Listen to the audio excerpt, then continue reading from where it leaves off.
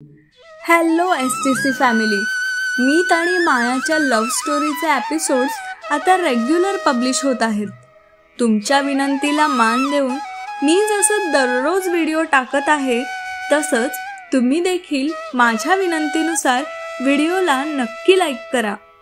गेले काही दिवस व्ह्यूज वाढत आहेत, पण लाईक्सची संख्या कमी झाली आहे, तर व्हिडिओला आधी लाईक करून घ्या. मीत आणि मायाच्या लव्ह स्टोरी सारख्या आणखी मनोरंजक स्टोरीज ऐकण्यासाठी चॅनलला नक्की सबस्क्राईब करा. ज्यांनी सबस्क्राईब केलं आहे त्यांनी बेल आयकन दाबायला विसरू नका. तुमच्या कमेंट्स आणि लाईक्स मला आणखी चांगला कंटेंट पब्लिश करायला मोटिवेट करतात. कमेंट्सद्वारे तुमच्या प्रतिक्रिया कळवायला विसरू नका. सादर करीत आहोत कथेचा 74वा भाग. मीत मायाने घेतला मार्क अंकलचा निरोप. खूप सुंदर आणि मोठा बंगला आहे अंकल. माया मार्क अंकलच्या समोर बसत म्हणाली. थँक्यू. मार्क अंकल स्मित हास्य करत म्हणाले. बरं, तुमच्या दोघांच्या बॅग्स बेडरूममध्ये ठेवल्या आहेत. मार्क अंकल पुढे बोलले. इथे बोलावून घेण्यामागे आणि त्यांच्यासोबत त्यांच्याच बंगल्यामध्ये ठेवून घेण्यामागे काय हेतू आहे हे मीतला अजूनही स्पष्ट होत नव्हतं. मार्क अंकल, आपण कॉन्ट्रॅक्टबद्दल कधी डिस्कस करायचं? मीतने मुख्य मुद्द्याला हात घातला. अरे हो, मी विसरूनच गेलो. मार्क अंकल मिश्किलपणे हसत म्हणाले. ज्यासाठी यांनी आपल्याला इथे बोलावून घेतलं आहे तेच हा माणूस कसा काय विसरू शकतो याचं मीतला आश्चर्य वाटलं. तुम्हा दोघांना आणखीन 2 दिवस इथे राहावं लागेल. तुमच्या इथल्या स्टेमध्ये आपण कॉन्ट्रॅक्टबद्दल डिस्कस करू. मार्क अंकल बोलले. आणखीन 2 दिवस इथे राहायचं म्हणजे खरंच जास्ती होत आहे का असं मीतला वाटायला लागलं. पण काही बोललं तरी जी काही इन्व्हेस्टमेंट मिळणार होती ती हातातून जायला द्यायची नव्हती. आफ्टर ऑल एथन मार्क यांच्या कंपनीकडून मिळणारी इन्व्हेस्टमेंट लाईफस्टाईल इंडस्ट्रीजसाठी खूप महत्त्वाची होती. मीत, तुमच्यासाठी परवा सकाळची फ्लाईट मी बुक केली आहे. मीतच्या गोंधळलेल्या चेहऱ्याकडे पाहत मार्क अंकल म्हणाले. दोघांना आणखीन 2 दिवस इथे राहायला मिळणार या विचाराने माया आनंदी झाली. मार्क अंकल सारखा चांगला व्यक्ती तिच्यासोबत जोडला जात आहे ही भावना तिच्यासाठी खूप अभिमानाची होती. मार्क अंकल सोबत त्यांनी लंच केलं. लंचनंतर कॉन्ट्रॅक्टबद्दलच्या काही गोष्टी डिस्कस केल्या. कॉन्ट्रॅक्टमध्ये असलेल्या गोष्टी मायाला देखील समजतील याची त्यांनी दक्षता घेतली. मायाला देखील त्या संभाषणामध्ये सामावून घेतल्याने तिला छान वाटलं. आणखी काही गोष्टी उद्या डिस्कस करू. कॉन्ट्रॅक्ट फायनल करूयात असं मार्क अंकलनी सांगितलं. ज्या गोष्टीसाठी प्रत्यक्षात इथे आलो आहोत त्या गोष्टीबद्दल थोडा तरी प्रोग्रेस झाला म्हणून मीत देखील खुश होता. माया, मला समजलं की तू तुझ्या रेस्टॉरंटचा बिझनेस स्टार्ट करणार आहेस. मार्क अंकलनी विचारलं. आजोबांकडून त्यांना मायाच्या रेस्टॉरंट बिझनेसबद्दल कळलं होतं. हो अंकल, मी रेस्टॉरंटचा बिझनेस स्टार्ट करणार आहे आणि मी त्यामध्ये मला खूप मदत करतो. माया उत्साहाने म्हणाली. तुझ्या रेस्टॉरंट बिझनेससाठी खूप शुभेच्छा. मार्क अंकल म्हणाले. धन्यवाद. मायाने स्मित हास्य करत त्यांच्या शुभेच्छांचा स्वीकार केला. तुम्ही पुढच्या वेळी जेव्हा आमच्या शहरात याल तेव्हा नक्की मायाच्या रेस्टॉरंटमधल्या फूडचा आस्वाद घेता येईल. मीत बोलला. हो, मी देखील अशीच अपेक्षा करतो. मार्क अंकल हसत म्हणाले. मार्क अंकल, जर तुमची काही हरकत नसेल तर डिनरसाठी तुम्हाला आवडेल ती डिश मी तुम्हाला बनवून देऊ का? मायाने विचारलं. मार्क अंकल मायाचा तो उत्साह पाहून आनंदित झाले आणि इतक्या आपुलकीने कुणी विचारत असेल तर त्यांना नाही कसे म्हणता येणार होते. त्यांनीही मायाच्या त्या विनंतीला दुजोरा दिला आणि डिनरचा मेन्यू ठरवला. लंचनंतर मार्क अंकल आराम करण्यासाठी त्यांच्या खोलीत निघून गेले. मीत आणि माया देखील त्यांच्या रूममध्ये आराम करण्यासाठी गेले. संध्याकाळी माया उत्साहाने स्वयंपाकाला लागली. ती घरी नेहमीच आजोबांसाठी मीतसाठी जेवण बनवायची आणि आज तिने त्याच आठवणींनी प्रेरित होऊन मार्क अंकलसाठी एक प्रेमळ आणि साधं पण रुचकर जेवण बनवायला सुरुवात केली. त्यांचे शेफ तिच्या मदतीला होतेच. माया स्वयंपाकघरात जेवण बनवत होती तेव्हा मार्क अंकल आणि मीत संध्याकाळच्या गप्पांमध्ये मग्न झाले होते. मीत आणि मार्क अंकल यांच्या चर्चेचा विषय आयुष्याच्या महत्त्वाच्या गोष्टींवर आला. मार्क अंकलनी एक दीर्घश्वास घेतला आणि म्हणाले, मीत, तुला एक गोष्ट सांगू का? तू कितीही पैसा कमव, कितीही यशस्वी हो, पण खरा आनंद आणि समाधान तुला फक्त तुझ्या कुटुंबासोबत मिळेल. जीवनातील सर्वात महत्त्वाची गोष्ट म्हणजे आपल्या माणसांसोबत असणं. मीत विचारात पडला.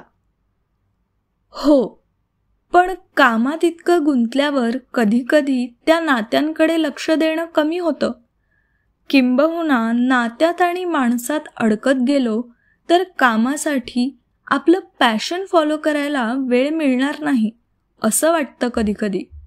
आणि ध्येयविरहित आयुष्य जगणं माझ्या कल्पनेबाहेरचं आहे. शेवटी माणसांचा काय भरवसा, आपल्याला कधी कोण कसं सोडून जाईल काही सांगता येत नाही.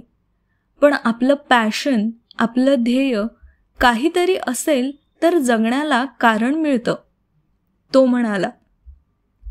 तेच तर आहे, मार्क अंकलने शांतपणे उत्तर दिलं. मी देखील तुझ्यासारखा एकेकाळी यशाच्या मागे धावणारा माणूस होतो. मोठ्या कंपन्यांमध्ये काम केलं, भरपूर पैसा कमवला, नाव मिळवलं. पण एक गोष्ट मात्र हळूहळू समजली.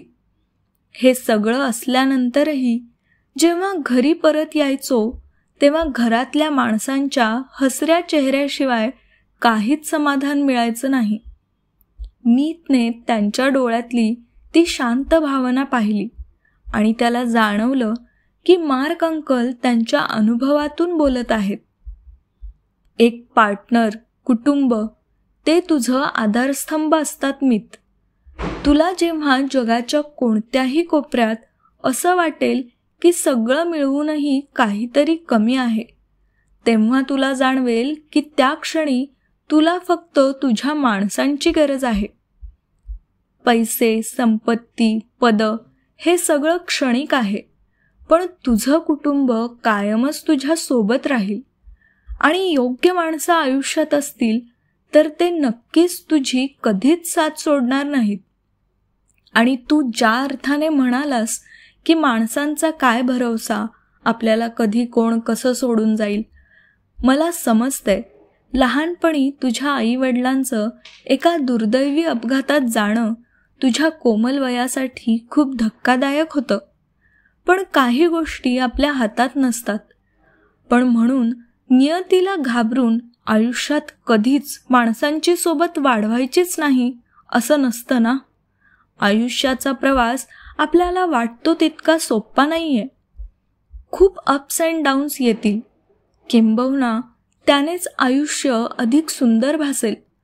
पण या अप्स अँड डाऊन्सना यशस्वीरित्या सामोरं जाण्यासाठी आयुष्यात आपल्या जवळची माणसं हवीच, कुटुंब हवंच, हक्काचा जोडीदार हवाच. मीतने त्यांच्या बोलण्यातला अर्थ समजून घेतला. तुम्ही बरोबर सांगत आहात मार्क अंकल. तुम्ही माझ्या मनातली भीती बरोबर हेरलीत. आज तुमच्याशी बोलून मला पटतंय की जीवनाचा खरा आनंद आपल्या माणसांसोबत आहे. आपली माणसं आयुष्यात हवीत. मार्क अंकलने हसत त्याच्याकडे पाहिलं. काहीही मिळव मीत, पण हे लक्षात ठेव, जेव्हा आयुष्याच्या शेवटच्या टप्प्यावर असशील तेव्हा तुझ्यासोबत कोण असेल? तुझं यश नाही, तुझे पैसे नाहीत, तुझं कुटुंबच असेल. म्हणून नेहमी त्यांचं महत्त्व ओळख आणि त्यांच्यासोबत वेळ घालव. त्यांच्या या संवादाने मीतच्या मनात एक नवी जागृती झाली होती. जगात कितीही यश मिळवता येईल, पण समाधान आणि शांतता फक्त आपल्या माणसांसोबत मिळते, हे त्याला पूर्णपणे पटले होते. त्याला त्याने मायासोबत आत्तापर्यंत घालवलेला वेळ आठवत होता. असं नव्हतं की माया त्याच्या आयुष्यात येण्यापूर्वी तो सक्सेसफुल नव्हता किंवा त्याचं पॅशन फॉलो करत नव्हता, पण आधी त्याला आयुष्याचा असा आनंद घेता येत नव्हता. माया त्याच्या आयुष्यात आल्यापासून काहीतरी बदललं होतं. काम, बिझनेस याशिवाय आयुष्यातल्या इतर गोष्टी तो करत होता. आणि एवढंच काय, तर आयुष्यातल्या छोट्या छोट्या गोष्टी पण तो मायामुळे जगत होता. कामाशिवाय आयुष्यातल्या इतर गोष्टींचा आनंद जो एकट्याने त्याला कधी घेताच आला नव्हता, तो आनंद मायामुळे त्याला घेता येत होता. तिचं सोबत असणं, तिचं त्याच्या आजूबाजूला असणं त्याला आयुष्य जगायला नवी उमेद देत होतं, नवी दिशा देत होतं. आयुष्यात जोडीदार असावाच हे त्याच्या मनावर खूप खोलवर रुजत होतं. मीतची नजर शून्यात होती. त्याच्या मनात कित्येक वर्षांपासून बंद ठेवलेले, अगदी गंज लागलेले ते जुने दरवाजे, जे कुठल्याही नवीन नात्यासाठी उघडे नव्हते, ते दरवाजे आता नवीन नात्यांचे स्वागत करण्यासाठी जणू उघडत आहेत. आणि पलीकडून प्रेम, आपुलकी, जिव्हाळा, आनंद या साऱ्या गोष्टींचा प्रकाश त्याच्या आयुष्यात येत असल्यासारखी एक स्वर्गीय भावना त्याला वाटत होती. मार्क अंकल आणि मीत दोघांच्या चेहऱ्यावर आनंदाची एक शांत लहर होती आणि त्यांच्या चेहऱ्याकडे पाहून कळत होतं की दोघांचेही मन प्रफुल्लित आहेत. मी काहीतरी खूप छान मिस केलंय असं दिसतंय. काय गप्पा सुरू होत्या? तुम्हा दोघांना असं प्रफुल्लित पाहून खूप छान वाटलं, माया तिथे येत म्हणाली. मायाच्या आवाजाने मीत भानावर आला. त्याच्या चेहऱ्यावरचं स्मित मात्र कायम होतं. फार काही मिस केलं नाहीस तू. आम्ही असंच आयुष्यावर काही गप्पा मारत होतो.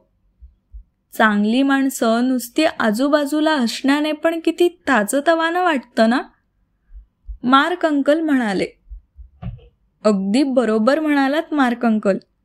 आणि अशा प्रसन्न मनाने आता माझ्या हातचं गरमागरम डिनर खाऊन तुम्हाला अजून छान वाटावं म्हणून आपण आता लवकर डिनरसाठी गेलेलं बरं राहील, हसतच माया म्हणाली. यावर तिघेही हसले आणि डिनरसाठी डायनिंग एरियामध्ये आले. तिघेही डायनिंग टेबलावर बसले. माया आणि मीतने मार्क अंकलला जेवणाची प्रशंसा करताना पाहिलं. अगदी अप्रतिम. मला माझ्या लहानपणाच्या आठवणी जागवल्या. धन्यवाद माया. बाकी तुमचे आजोबा लकी आहेत. म्हातारपणात त्याला असं चविष्ट पौष्टिक जेवण दररोज खायला मिळतंय आणि अशी प्रेमळ 2 मुलं त्याच्या जवळ आहेत, मार्क अंकलने म्हटलं. खरं तर आम्ही तुमचे आभार मानायला हवे अंकल. तुम्ही असल्यामुळेच हा प्रवास इतका सुखकर आणि आनंददायी झाला, मायाने भावुकपणे उत्तर दिलं. जेवणानंतर काही वेळ त्यांनी गप्पा मारल्या आणि नंतर झोपायला आपापल्या रूममध्ये गेले. दुसऱ्या दिवशी सकाळपासूनच त्यांची महत्त्वाची मीटिंग सुरू झाली होती. सिंगापूर ट्रिपचं मुख्य कारण हे मार्क अंकल सोबतचा गुंतवणुकीचा करार फायनल करणं. मीटिंगमध्ये त्यांनी गुंतवणुकीच्या कराराच्या सर्व अटींवर सहमती दर्शवली आणि हा करार अधिकृतपणे साईन झाला. मीत आणि माया या यशामुळे आनंदित होते, पण त्याहीपेक्षा महत्त्वाचं म्हणजे त्यांचं मार्क अंकलसोबत असलेलं नातं आणखी घट्ट झालं होतं. मार्क अंकलने आपल्या अनुभवाच्या जोरावर अनेक महत्त्वाच्या टिप्स दिल्या, जे मीत आणि मायासाठी खूप उपयुक्त होत्या. मीत व्यवसायाच्या आंतरराष्ट्रीय विस्ताराबद्दल चर्चा करत होता, तर माया तिच्या रेस्टॉरंट व्यवसायाचं स्वप्न मांडत होती. दुपारच्या जेवणानंतर ते तिघेही बाल्कनीत बसले होते. सिंगापूरच्या आकाशाकडे पाहत शांतपणे गप्पा मारत होते. मार्क अंकलने मीतला व्यवसायातल्या धोरणात्मक निर्णयांवर सल्ले दिले आणि माया तिच्या रेस्टॉरंटबद्दल चर्चा करत होती. रेस्टॉरंट चालू करणं हे माझं खूप जुनं स्वप्न आहे, माया उत्साहाने म्हणाली. व्यवसायात तुमचं पॅशन असेल तर तो नक्कीच यशस्वी होईल आणि मीच सारखा पार्टनर असला तर तुला कुठलीच चिंता करण्याची गरज नाही, मार्क अंकल हसत म्हणाले. थँक्यू मार्क अंकल, तिचं स्वप्न पूर्ण होण्यासाठी मी तिच्या पाठीशी नक्कीच उभा आहे. तिचं यश म्हणजे माझं यश आहे, मीतने हसत म्हणलं. किती सहजपणे हे शब्द त्याच्या तोंडातून बाहेर पडले होते. सिंगापूरला येण्यापूर्वी मार्क अंकल समोर प्रेमाचं नाटक करायचं ज्या मीतने ठरवलं होतं, तो मीत आता इतक्या सहजपणे आणि मनापासून हे सगळं बोलत होता. जीवनात तुम्ही एकमेकांच्या पाठीशी उभे राहा आणि व्यवसायात एकमेकांचा आधार बना. मग आयुष्यात कितीही कठीण परिस्थिती जरी आल्या तरी तुमच्या कुटुंबाच्या प्रेमाने आणि एकमेकांच्या आधाराने तुम्ही त्यावर यशस्वीरित्या मात करून यशाचं शिखर नक्कीच गाठू शकाल. मार्क अंकलने त्यांचं ऐकून समाधानाने मान हलवली आणि पुढे म्हणाले. दिवस संपत आला होता, पण त्यांच्यातला संवाद संपायचं नाव घेत नव्हता. मीत आणि मायासाठी हा दिवस केवळ व्यवसायाच्या कराराचा नव्हता, तर आयुष्याच्या काही महत्त्वाच्या तत्त्वज्ञानांचा पाठही होता. त्यांनी संपूर्ण दिवस एकमेकांच्या सोबत घालवला आणि दिवसाचा शेवट झाला तेव्हा फक्त व्यवसायाच्या यशाचीच नाही, तर त्यांच्या हृदयाच्या कोपऱ्यात आयुष्यभरासाठी एक सुंदर आठवणही कोरली गेली होती. काही वर्षांपूर्वी जेव्हा मीतचे आई-वडील सिंगापूरमध्ये मार्क अंकलसोबत कॉन्ट्रॅक्ट साईन करण्यासाठी आले होते, तेव्हा मार्क अंकलला त्या दोघांविषयी जे वाटलं होतं तेच मीत आणि मायाबद्दलही वाटत होतं. मीत आणि माया पहाटे लवकर उठले. त्यांचा सिंगापूर दौरा संपत आला होता आणि त्यांना परतायचं होतं. 5 वाजेपर्यंत त्यांना एअरपोर्टला पोहोचायचं होतं. काही वेळातच त्यांनी आवरलं. केविनने त्यांच्या बॅग्स कारमध्ये नेऊन ठेवल्या. दोघे लिव्हिंग रूममध्ये आले तर पाहतात तर काय, मार्क अंकल त्या दोघांच्या आधी तयार होऊन त्यांची वाट पाहत सोफ्यावर बसलेलं त्यांना दिसलं. मार्क अंकल, इतक्या लवकर तुम्ही उठलात? आम्ही आता तुम्हाला मेसेज करून निघणार होतो, मीत त्यांच्या जवळ जात म्हणाला. संपूर्ण सिंगापूर ट्रिपमध्ये मार्क अंकलनी त्या दोघांची उत्तम व्यवस्था केली होती. अतिशय व्यवस्थित आदरातिथ्य केलं होतं. मार्क अंकलमुळे त्या दोघांसाठी सिंगापूर ट्रिप ही फक्त एक बिझनेस ट्रिप नव्हती, तर हृदयाला भिडलेली एक चिरंतन आठवण बनलेली होती. अरे, मग तुम्हाला निरोप द्यायला मी असायलाच हवं ना, मार्क अंकल म्हणाले. पण मी तुम्हाला एअरपोर्टवर सोडायला येणार नाही, इथूनच बाय करेन, मार्क अंकल दरवाजाकडे जात म्हणाले. त्यांच्या चेहऱ्यावर हसरा पण हलकासा भाव होता. जणू काही त्या दोघांचा निरोप घेणं त्यांच्यासाठीही अवघड होतं. ठीक आहे अंकल, तुम्ही इथूनच बाय म्हणा. मला सुद्धा असं एअरपोर्टवर जाऊन एखाद्याला बाय करणं खूप अवघड जातं. माया त्यांच्या पाठोपाठ लिव्हिंग रूमच्या दरवाजाकडे जात म्हणाली. मीत देखील मायाच्या पाठोपाठ गेला. अंकल, 1 मिनिट, माया त्यांना हाक मारून म्हणाली. मार्क अंकल थांबले. त्यांनी मागे वळून पाहिलं.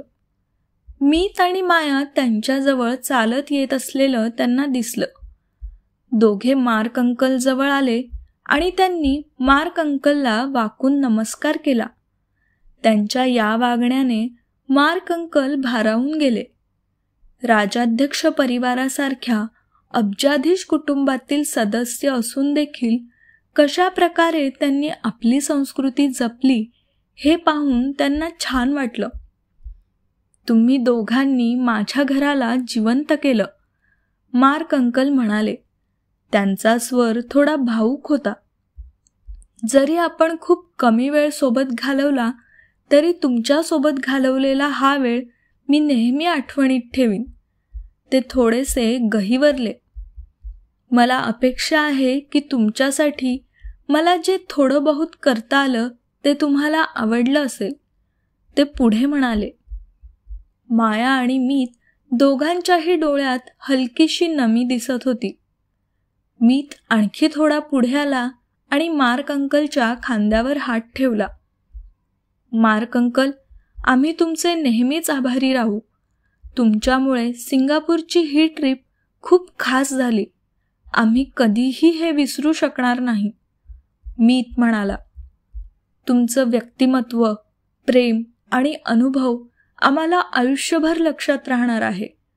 तुम्ही आमच्यासाठी फक्त एक लाईफस्टाईल इंडस्ट्रीजमधले इन्व्हेस्टर नाही आहात, तर कुटुंबासारखे झाला आहात, माया हळुवारपणे म्हणाली. कधीही सिंगापूरला आलात तर या घराचं दार तुमच्यासाठी नेहमीच उघडं असेल. कधीच स्वतःला परकं समजू नका. मार्क अंकलने त्यांच्याकडे पाहिलं. थोडं हसत म्हणाले. शेवटी मीत आणि माया मार्क अंकलला निरोप देण्यासाठी पुढे आले. तीनही जणांच्या मनात काहीतरी रिकामं झाल्यासारखं वाटत होतं. मार्क अंकलने मीतला घट्ट मिठी मारली आणि मग मायाकडे पाहून हसत म्हणाले, तू माझ्या नातीसारखी आहेस. दोघेही कारमध्ये बसले, परंतु मन मात्र अजूनही त्या सुंदर आठवणीत गुंतलेलं होतं. कार चालू झाली आणि हळूहळू मार्क अंकलच्या घराचं दर्शन नजरेतून दूर होत गेलं आणि मार्क अंकल देखील. मीत आणि माया दोघंही शांतपणे एकमेकांकडे पाहत होते. त्यांना सिंगापूरचं हे खास अनुभव कायमचं त्यांच्या हृदयात जपून ठेवायचे होते.